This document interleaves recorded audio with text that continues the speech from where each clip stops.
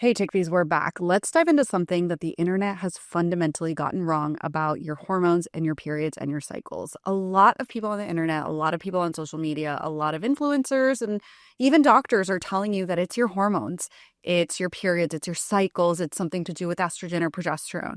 Let's dive into why this actually might be wrong. So if you are feeling ragey 10 days out of the month, you have no idea who you are. Once you ovulate, you turn into someone new. Your brain feels like scrambled eggs. You're rage crying in the bathroom. You are watching a video and crying because it's so sweet one minute, and then you want to rip your husband's face off the other. That's telling me it's not just about your hormones. There's a lot of other things that are affecting you. Your hormones, your periods, and your cycles are just your report card for what's actually going on in your body in a deeper sense. So let's get into what that means. Your hormones are the report card of your chaos, okay? They are showing you what your body has actually been dealing with. And I've seen this over and over again in clinic, in practice. Smart, capable women doing everything right. They are taking all the supplements they think they should be. They're eating the way that their doctors or maybe social media has told them to. They are still getting blindsided by their cycles. They're like, I don't know what else I could do. I feel like I've tried everything. Even though my labs come back normal, I know something is wrong inside me. And I think it's my hormones. I think it's estrogen. I think I have low progesterone. And while those may be true, those are not the root causes for why you are having these symptoms. And if you've gone to the doctor, a lot of them are often saying, try birth control, try an antidepressant, try meditating, just calm down. It's your stress. And while all of that can be a factor, you are leaving feeling completely unheard, dismissed, and like, what the hell am I supposed to do at this point? So like I said, this isn't a hormonal issue. It is a systemic issue. It is an issue with your gut, with your liver, with your blood sugar, with your cortisol, with your nervous system, with your sleep. All of these are impacting how you feel that second half of your cycle. If you feel ragey, if you feel irritable, if you feel anxious, if you can't sleep, if you feel like cravings are taking over your life, that is because one of these few systems has been off and has been off for a really long time. So if hormones are just the symptom and not the source, what is your body actually trying to say? Let's decode that. If you feel irritable, if you feel bloated, if you get breast tenderness, if you can't focus and your cravings are turning into full-blown hostage situation of your Nutella jars, this is textbook estrogen dominance. And when estrogen is too high relative to progesterone in the second half of your cycle, this creates a lot of these symptoms. It's not just a mood thing, it is biological. And estrogen dominance can be linked to PMS, cramping, anxiety, migraines, headaches, all of those things. And what we need to dive deeper into is why your estrogen levels are so high in that phase and what is your body doing about it. Why is your gut and your liver not able to clear that estrogen and keep it at a level that it should be at in your luteal phase? That's where we need to go. It's not estrogen's fault. It's your gut, your liver, your nervous system for increasing that inflammation and lacking in elimination of those hormones. So here's where it gets juicy. Your gut and your liver are primary exit routes for estrogen. Like I just mentioned, if they're sluggish, estrogen is not going to leave. It recirculates.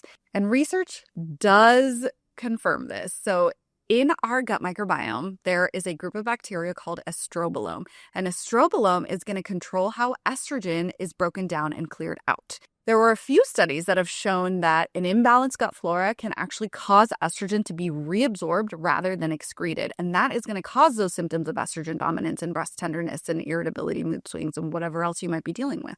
And that brings us to another critical point. This whole cycle is called enterohepatic recirculation. And that's just a really fancy word of saying your liver and your gut are communicating together. And when one is off, it recirculates estrogen instead of getting rid of it. And that's going to cause a lot of your symptoms. So your liver is actually conjugating estrogen, which means it sends it to the gut through bile.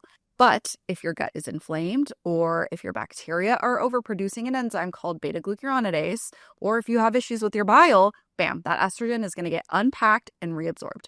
So what do you get now? You get that roller coaster hormonal effect after ovulation because estrogen isn't getting cleared out. Or if you notice that when you ovulate, right around ovulation, where estrogen is peaking and dropping, if your body's having trouble excreting that estrogen, you're going to have those symptoms around ovulation as well. So you don't need a hormone detox. You just need better bowel movements. You need better clearance. You need to support your liver with different tools that we're going to talk about. But before we get into that, there's another layer. It's your nervous system layer. It's chronic stress.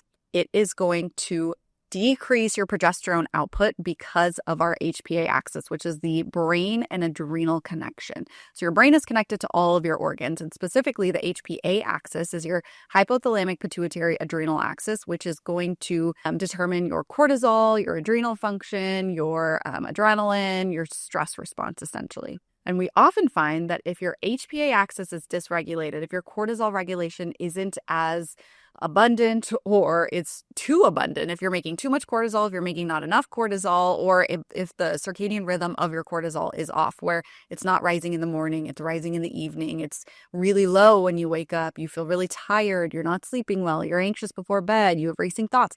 All of these are telling me your cortisol is impacting your progesterone production. Maybe ovulation isn't as strong as we'd like it to be. Maybe your corpus luteum isn't producing as much progesterone as we'd like it to. Maybe it's producing enough, but it's not staying high long enough. That is going to affect your moods. That is going to affect your sleep. That is going to affect your entire nervous system. So we need to focus on chronic stress. So that brings me to, what are we actually going to do with all this information? We talked about your nervous system being the problem, not actually estrogen and progesterone. So what are we going to do about it, right?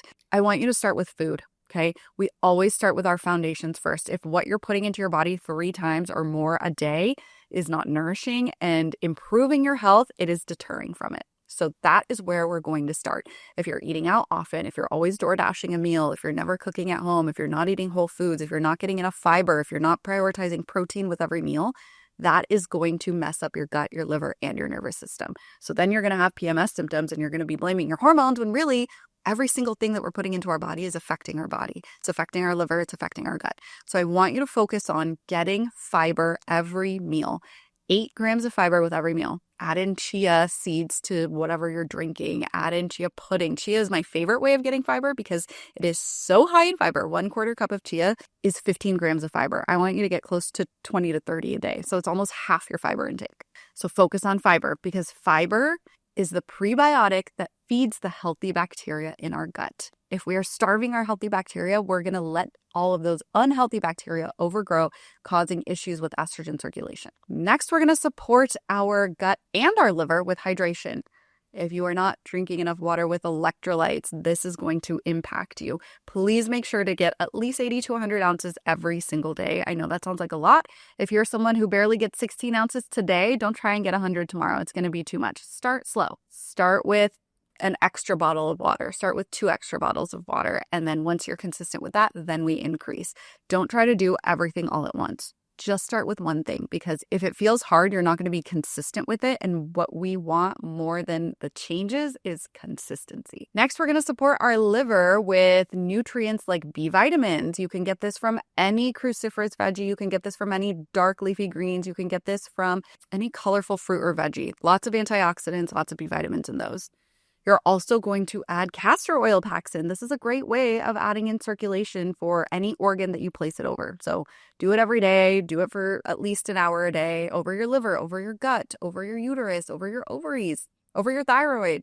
And then lastly, we are going to add in movement. If you are sedentary, if you are sitting on your couch, on your computer, if you are just sitting all day long, if you're not getting at least 6,000 is the bare minimum steps a day, you need to start there.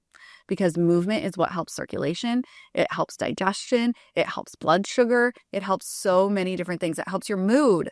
I bet if you just got up and moved every hour for 5 minutes, you're going to notice that you're not getting an afternoon crash. You're not feeling tired. You're not feeling fatigued. That headache might go away from just getting in a little bit more movement. So start with these few pieces, these foundational pieces. Do them consistently for at least 2 cycles and see how much better you feel. You're going to have more clarity. The brain fog is going to go away. You're not going to feel as irritable because we're supporting the foundational health of our body. Then once we have done that, once you're consistent with this for 2 to 3 cycles, then we're going to add in supplements. Then we're going to look deeper at your gut. Do you have dysbiosis? What's overgrowing? What do we need to kill off? How can we support that microbiome with a probiotic? What kind of probiotics are going to be helpful? We can't add all that in until we're doing these foundational pieces first. So start here, see how you feel, and then we can weed out all the symptoms and tell you what else you can add into your body to help your body feel better.